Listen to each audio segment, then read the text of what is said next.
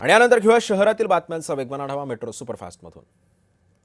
नाशिक महानगरपालिकेच्या सिडको भागामध्ये समितीच्या सभेमध्ये नगरसेवकांनी एकमेकांना शिवीगाळ केली आहे। भर सभेमध्ये शिवीगाळ झाल्यानं गोंधळ उडाला। शहरातील दूषित पाणी पुरवठा विरोधामध्ये सभागृहामध्ये प्रश्न मांडण्यावरून वाद निर्माण झाला। नसरापूरमधील गीतांजली टॉकीज जवळील एका इमारतीच्या स्लॅब कोसळलेला आहे आणि सोबतच या घटनेमध्ये एक जण गंभीररीत्या जखमी झाला तर एका कारसह दुचाकींचं सुद्धा नुकसान झालं। नवी मुंबई आंतरराष्ट्रीय विमानतळाला दिवा पाटलांचं नाव देण्यात यावं यासाठी रश्मिता पोपेटा या तरुणानं आमरण उपोषण सुरू केलेलं आहे। उपोषणाच्या 6व्या दिवशी तरुणीची तब्येत सुद्धा खालावली। या आंतरराष्ट्रीय विमानतळाला दिवा पाटलांचं नाव देण्यात यावं यासाठी हे आंदोलन ती करते।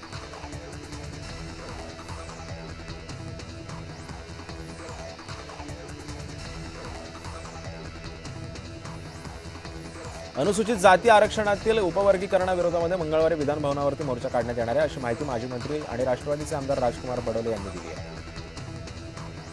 एशियाटिकची ही निवडणूक निष्पक्ष होईल अशी अपेक्षा आहे। एशियाटिकच्या वादग्रस्त निवडणूक 4 जुलैला होणार आहे। विनय सहस्रबुद्धे विरुद्ध कुमार केतकर अशी ही लढत असेल।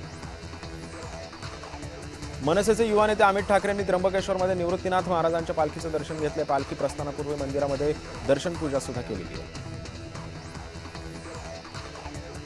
विश्वास नांगरे पाटील नागपूर पोलीस आयुक्तपदी विराजमान झालेत। मावळते पोलीस आयुक्त रवींद्र कुमार सिंगल यांच्याकडून पदभार त्यांनी स्वीकारलेला आहे। पावसाळी मासेमारी बंदीचा कालावधी वाढवण्यात आलेला आहे। राज्यामध्ये पावसाळी मासेमारी बंदी 15 ऑगस्टपर्यंत असल्याचा निर्णय राज्याच्या पावसाळी अधिवेशनामध्ये घेण्यात आला। विधान भवनाला बॉम्बस्फोटानं उडून देण्याचा ईमेल आलाय। तपासणी केल्यावरती बोगस आयडीवरून हा मेल आल्याचं उघड झालं।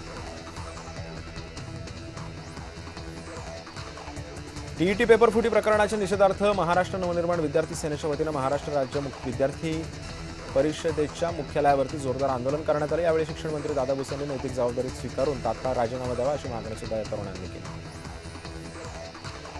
संतश्रेष्ठ श्री निवृत्तीनाथ महाराजांच्या पालखीचं पंढरपूरकडे प्रस्थान झाले। मंत्री गिरीश महाजन, अमित ठाकरे, खासदार राजाभाऊ वाजे यांच्या उपस्थितीत पालखीचं प्रस्थान झालं।